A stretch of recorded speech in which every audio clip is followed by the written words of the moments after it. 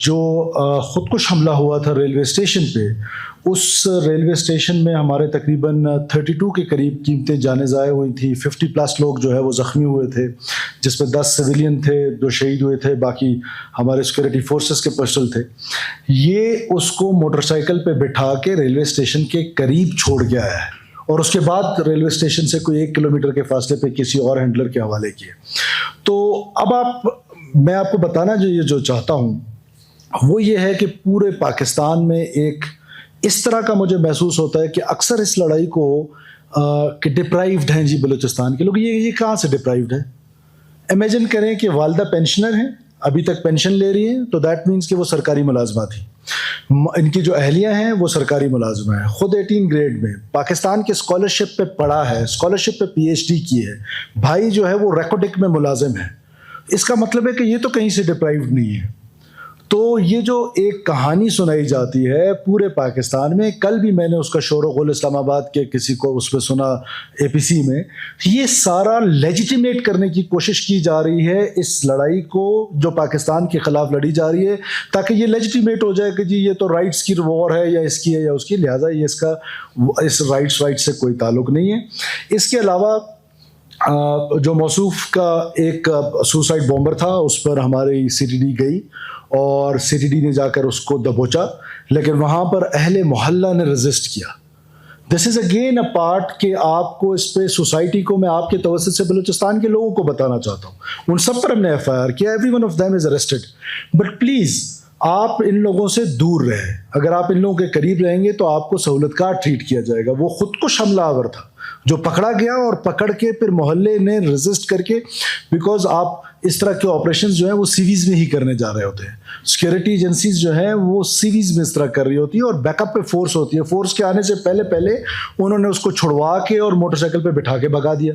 سو یہ بلوچستان کے لوگوں کو اب یہ سوچنا چاہیے کہ سوسائٹی کے اندر، اور پھر میں پیرنٹس سے یہ کہتا ہوں کہ آپ اپنے بچوں پہ نظر رکھیں کہ آپ کے بچے کیا کام کرنے جا رہے ہیں اور انہوں نے کیا کام، کس طرف ان کا فوکس ہے۔ تو یہ وہ چیزیں ہیں جو آپ کے ساتھ شیئر کرنا ضروری تھی۔ اس کے علاوہ ڈاکٹر قاضی جو ہے، ڈاکٹر محمد عثمان قاضی جس کا نام ہے، یہ BLA کے جو مجید بریگیڈ ہے وہ 3-4 ٹیئرز میں کام کرتا ہے۔ ایک اس کا لوئسٹ ٹیئر ہے جو فٹ سولجر ہے، وہ بیچارہ ان پڑھ ہے، اس کو بہکاوے میں لایا گیا ہے، سوشل میڈیا کے ذریعے، ڈفرینٹ ٹولز کے ذریعے، پروپیگنڈا ٹولز کے ذریعے اس کو جا کر وہ خودکش حملہ آور بھی بناتے ہیں، اور پھر ساتھ ساتھ جا کر اس کو پہاڑ پہ بھیج دیتے ہیں لڑنے کے لیے۔ دونوں صورتوں میں ان کے ماسٹرز کو پیسے ملتے ہیں۔ اگر وہ مارا جاتا ہے سیکورٹی فورسز کے ہاتھوں بھی اس کی کمپنسیشن وہ کلیکٹ کرتے ہیں ہاسٹائل ایجنسی سے، اور اگر وہ جا کے کسی کو مارتا ہے، سیکورٹی فورسز کو مارتا ہے، عام بلوچوں کو مارتا ہے، پنجابیوں کو مارتا ہے، ٹیچرز کو، ڈاکٹرز کو، اس کے بھی پیسے ملتے ہیں۔ ایک تو وہ ٹیئر ہے۔ دوسری ٹیئر جو ہے وہ پھر اس کے بعد جو شہروں کے اندر جو اربن ٹارگٹ کلنگز کر رہے ہیں، جس کا ذکر کر رہا ہے، وہ خواتین کو استعمال کر رہے ہیں کہ وہ خواتین کو پسٹل مہیا کرتا تھا، وہ خاتون ٹارگٹ کلنگز کرتی تھیں، اور پھر ٹارگٹ کلنگز کرنے کے بعد وہ پسٹل دوبارہ جا کے اس کے پاس جمع ہوتا تھا۔ جو تھرڈ ٹیئر ہے، جو ٹاپ موسٹ ٹیئر ہے، وہ یہ ہے، اس کو سوفسٹیکیٹڈ ٹیئر بولتے ہیں، اور یہ پہلی دفعہ سیکورٹی فورسز کو اتنی بڑی کامیابی ملی ہے کہ مجید بریگیڈ کا جو یہ سوفسٹیکیٹڈ ٹیئر کا لیڈر تھا وہ یہ قاضی عثمان تھا جو پکڑا گیا ہے، اور اس سے ہمیں بہت ساری آگے لیڈز ملنی ہیں۔ ہماری انویسٹیگیشنز ابھی چل رہی ہیں، اور انشاءاللہ تعالیٰ جیسے جیسے یہ آگے لیڈز ہمیں ملتی جائیں گی تو ہم آپ کے ساتھ اس کو شیئر کرتے رہیں گے کہ کس طریقے سے، کس انداز سے پروپیگنڈا ٹولز کے ذریعے۔ اب آپ اندازہ کریں، یہ پاکستان اسٹڈیز میں PhD کی ہوئی ہے، اس نے پاکستان اسٹڈیز کا پروفیسر ہے۔ بظاہر کیا ہے؟ بظاہر تو یہ ہے کہ یہ ایک بڑا پیٹریوٹک آدمی ہے، اس نے پاکستان اسٹڈیز میں ماسٹرز کیے، PhD کیے، پاکستان اسٹڈیز پڑھا رہا ہے۔ اندازہ کریں کہ کتنے بچوں کو سب ووٹ کیا ہوگا اس نے۔ پھر اس کی اہلیہ بھی استاد ہے،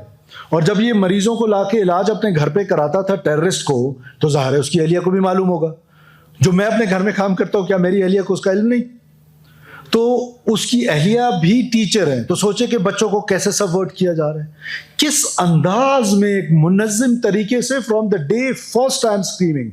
میں آج سے نہیں، میں آپ کے سامنے 2009، 10، 11، 12 سے یہ باتیں کر رہا ہوں کہ ایک منظم انداز میں پاکستان کو توڑنے کی سازش کی جا رہی ہے، اور بدقسمتی ہماری یہ ہے کہ یہ جو نیریٹو ہے وہ نیریٹو اس طرح کا دیا جاتا ہے کہ ہماری انٹیلیجنسیا کنفیوز ہے, ہماری جو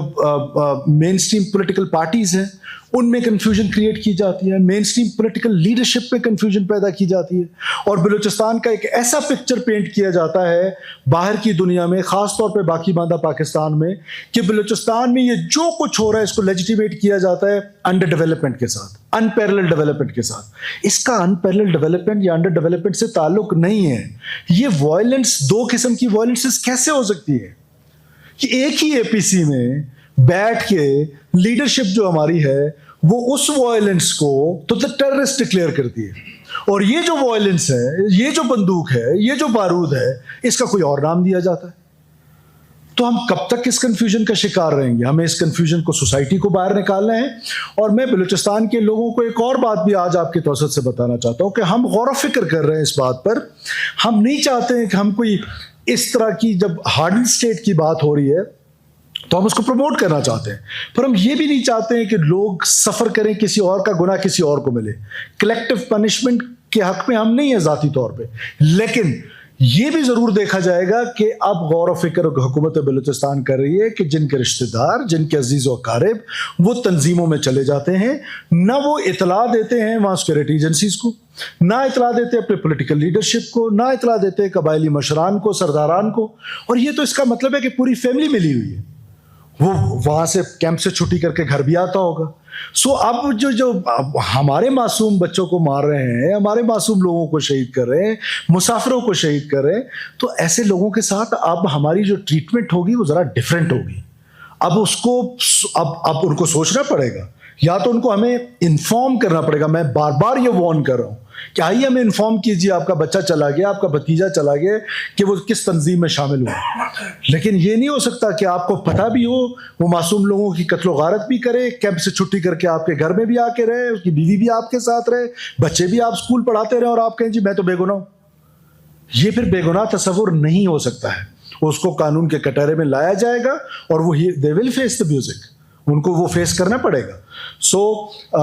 اس کے حوالے سے ہماری جو انویسٹیگیشنز ہیں